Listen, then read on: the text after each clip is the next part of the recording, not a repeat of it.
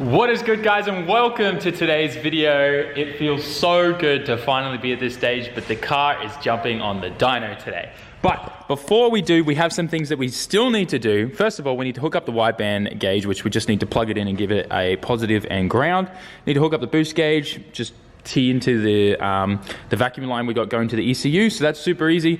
The other thing is I ordered myself this variable TPS after you guys told me it's something that I should be getting. So I got that from Flying Miata. We're going to put that on. It's very quick and easy. It bolts on right away. I also got a DishWorks fuel pump. I'm not putting this in today because we're not going to need it, because this is just kind of like my baseline, I guess. With this, we're going to only be running gate pressure. We're not going to be pushing for the moon or anything like that and trying to make decent power today. My main goal is just to make sure that everything is broken in, the rings are bedded in, it's got a decent kind of tune on there with gate pressure, which will be like 7 or 8 psi, I imagine. And then, you know, enough to kind of like put this thing through the paces, drive it around a bit, and just kind of make sure everything's a-okay before we then go and turn up the boost, add the fuel pump, we add the flex fuel sensor and a bunch of other stuff, and start going for E85 and a lot more boost. So for now, we're going to throw on the variable TPS. Let's get that in there, then get the gauges hooked up and go see Jack. Oh, also, I bought a new one of these for my oil dipstick. We're going to get some resin or something like that, epoxy, and glue that back on there. So we'll have a nice little stick thing there for our oil dipstick. Let's get to it. Probably one of the easiest installs ever. This thing actually truly was a bolt-on. It bolted straight on, no problems whatsoever. I did take the throttle body off though, so I had more room to work with in there, but I really like how nice it looks in there. It's super tidy. The other thing is, when I took the throttle body off, I also discovered another vacuum port that needed to be fixed and plumbed in. So I did that. Hopefully the high idle issues should be resolved now. All I need to do now is get the wideband and the boost gauge hooked up. We are ready to take this thing to Jack.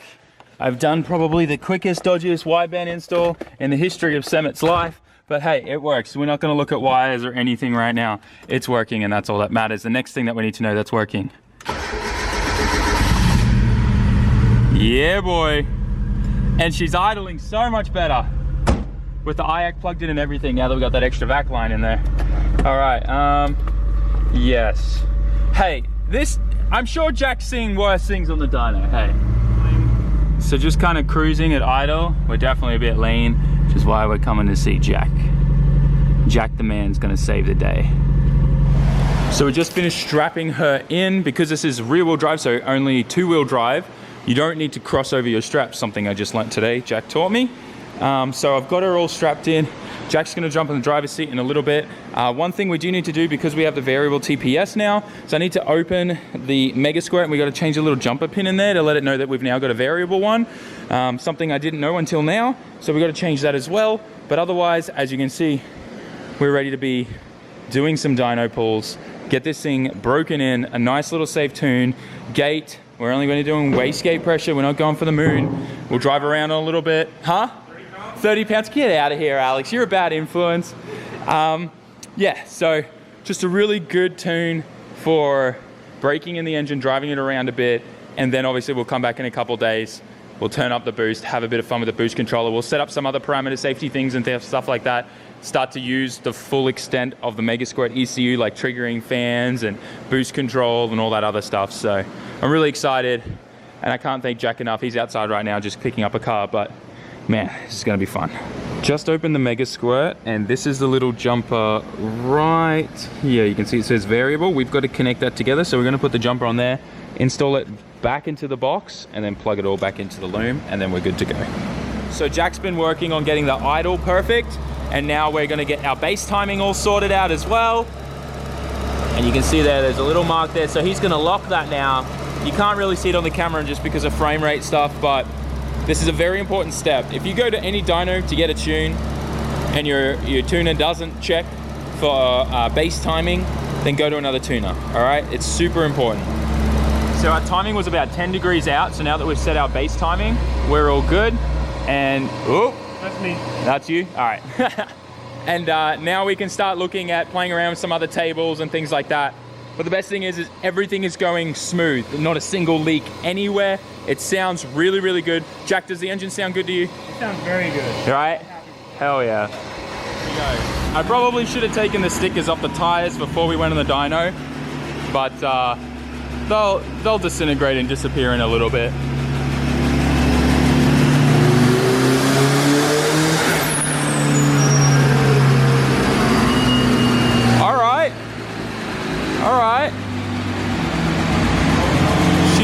smoky.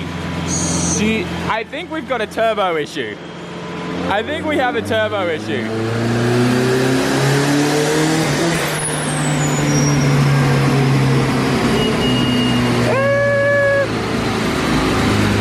Looking pretty good. She sounds really good. Except that blow-off valve, that needs to go in the bin. What? The blow-off valve is junk. That's the best part. Nah! Checking for leaks. Look pretty good.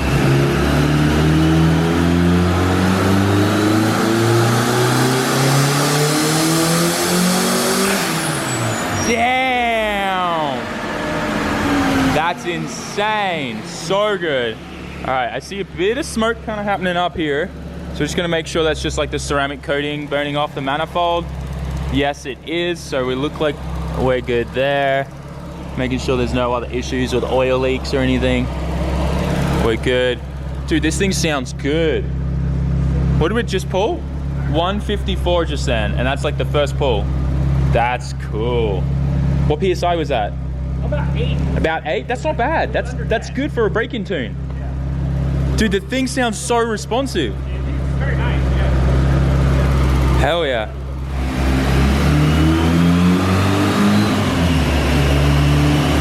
Here we go, lads.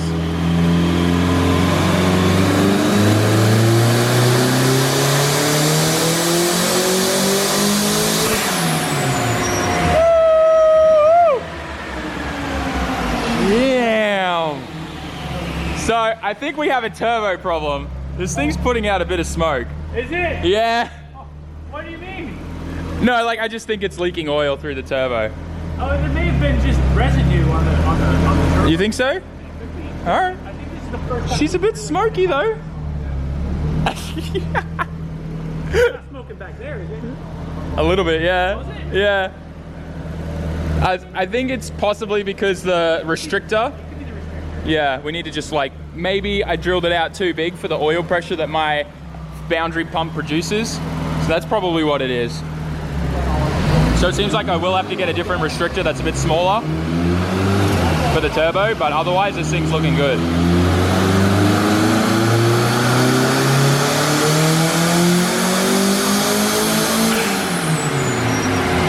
Damn. This thing sounds so good, bar all that smoke. Dude, 181, and what's that, 8 PSI? Yeah. Hell yeah, whoa. Whoa! Yeah, the turbo's not happy. That restrictor. That restrictor, we need to get a smaller restrictor. It's the boundary oil pump. I was not expecting that much oil pressure. Even now, completely hot, it's still over 30 psi. Over 30 PSI, completely hot, yeah. That's all good. I'll get a smaller restrictor and that'll fix that. Okay, so I was just talking to Jack, and as far as we go for a break-in tune, we're at where we want to be. Yeah. But what's really interesting, what Jack was just saying, do you want to go through and repeat that? Basically, this power level is equivalent to about a 12 or 13 psi boost setting for a stock motor on 93 octane. Yeah. So we're well ahead of the curve. We're 4 psi, 5 psi lower. Yeah. And we're still making the same power on 93. That's what you'd see at 12 PSI on a 1693 Miata. Yeah. Wow, that's very encouraging. Which means when we change that restrictor and we turn up the boost once this thing's breaking in, we should be able to see some really good results because this thing's capable of 30 PSI, no problem. Yeah, so yeah, definitely. I mean, once we get that good turbo on there, especially, we start to see really efficient boosts, 20, 21 PSI. Yeah. We're going to be really pushing that high 200. The other thing I need to change before we come back and turn up boost is the diff. Because this is the 1.6 diff, and they're known for blowing over 205. LSD. Yeah. So we'll get that switched out with a 1.8. That Torsen. Yeah, we get that Torsen, or maybe we'll just put a welded in it. I don't know. You could do like a 1.5 or something a little bit. I was thinking of a 4.3. Oh, you mean gearing wise? Oh, gearing. Yeah. 1.5 way. I don't That'd be think cool. you'll need it, honestly. These cars aren't geared very tall. Yeah. I mean, top speed on this is going to be 120, 125 miles an hour. All right. So I'll just go with whatever I can get, but we definitely need a stronger diff, that's for sure, once we start making above 200. and a shift knob. Oh, and a shift knob. I'm sorry, Jack. I threw this thing together to make it today. You can tell. Like, look at the engine bay. The engine bay practically looks amazing. Then you look at the interior and it's like, oh God. Details. Details. Function over form, am I right? That's right. We got a lot of work still to do on this thing, but we're pretty much done for the break-in. I'm so happy. I can't believe we made that. 181 on 8 PSI of boost. That's good. That's healthy. The thing sounds great. Yeah, the only issue is the turbo restrictor. The reason why we know it's the restrictor, because it only happens in high RPM when the oil pressure is up really high. And the boost is gone, yeah. So that's when we know there's just too much oil pressure in the turbo.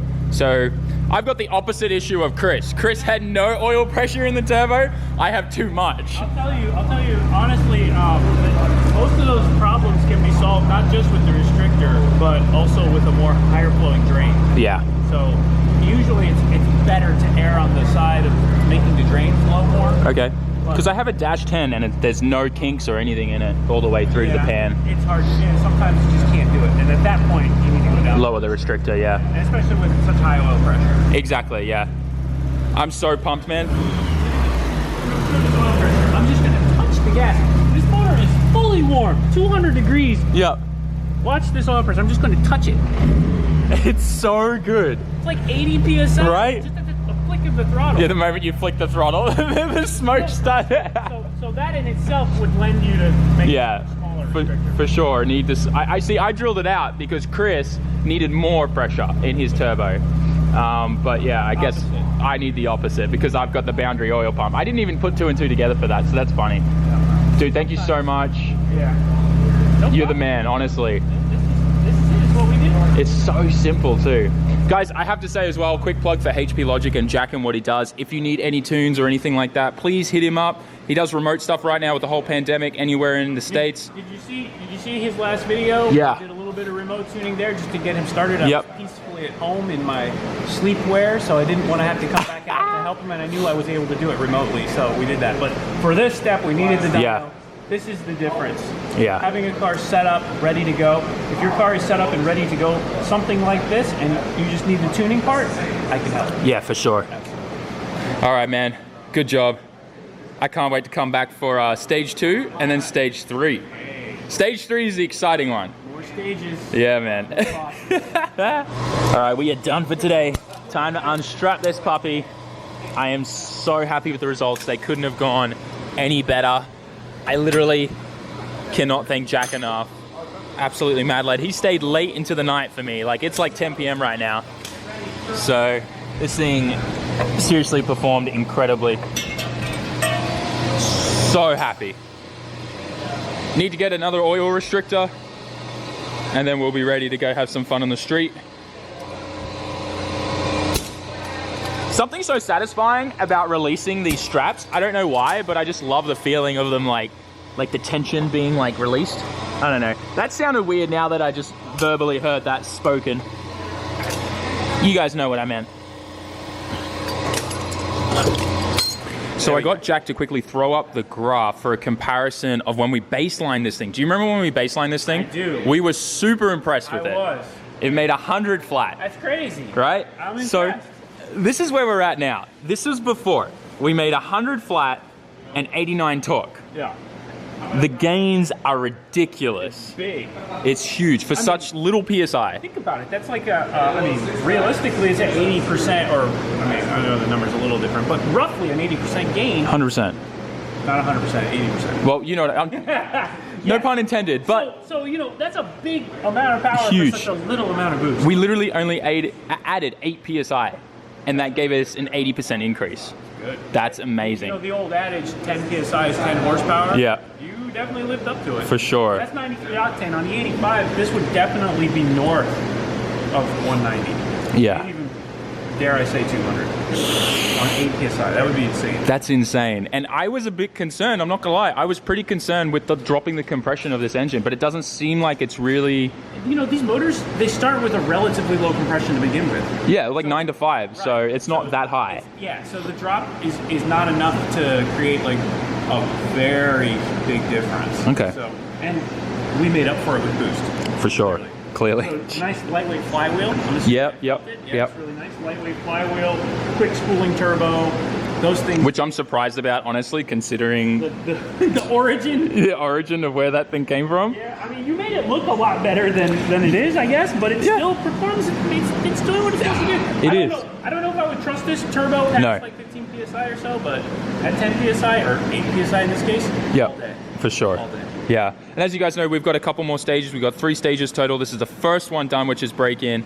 We're then turning the boost up, obviously, once break-in is all sorted, and then hot side change. Can I mention something too? Sure. This downpipe is spectacular. Fantastic, right? Harvey did an amazing job. Harvey at Hutch's Welding. Yeah. That is one of the best looking downpipes I've ever seen on a Miata. Hell yeah. Yeah, normally you just see it come here, right? Yeah, and it's this big weird like curvature thing. Yeah.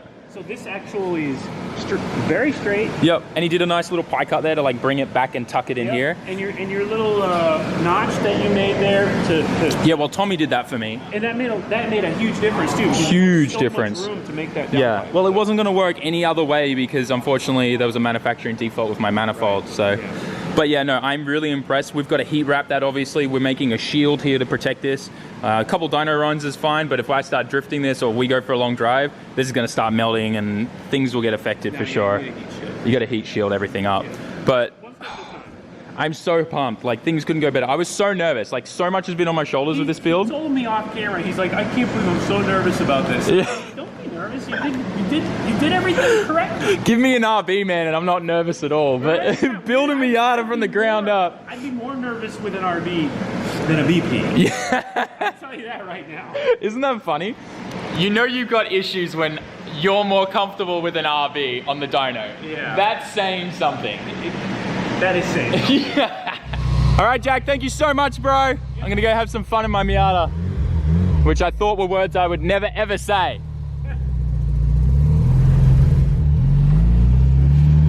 Oh man, this thing feels good.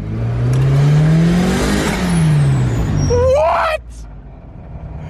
Okay, this is ridiculous. How can a Miata feel this good?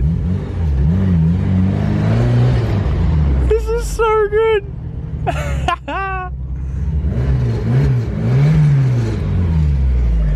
We back, boys. Okay, so here is where we're going to leave today. The car ran absolutely flawless. I just took it for a bit more of a drive around the car park and it handles incredibly. I cannot get over how responsive this engine is. It's mind-blowing to me.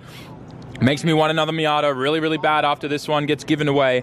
But there it is, guys. Like, I don't really have any other words to say except this thing is sick and I cannot wait to get this thing buttoned up even more and go through the other levels. But for now, this is where we're going to end it. Wait a minute. There's something very important we need to do.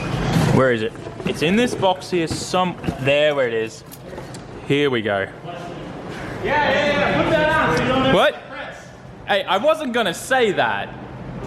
Yeah, I messed up. We're going to put this on. Yo, what's up, man? Carlos is here. Let's get this on here. There we go. Perfect. So here is where I'm going to leave today's video. I'm very happy with the results. Tell me what you think in the comment section. Seriously, this thing couldn't have performed any better. We're going to get that new oil restrictor to stop the smoke from happening. I'm a mess right now and I'm really excited to edit and go home. Maybe play some COD because this is the earliest I've finished up for the day for like the last 2 weeks and I'm pumped to just get some me time, you know what I mean? So with that, smash the like button again, write us a comment and I'll see you all in tomorrow's video. Peace out. Ciao, Mata.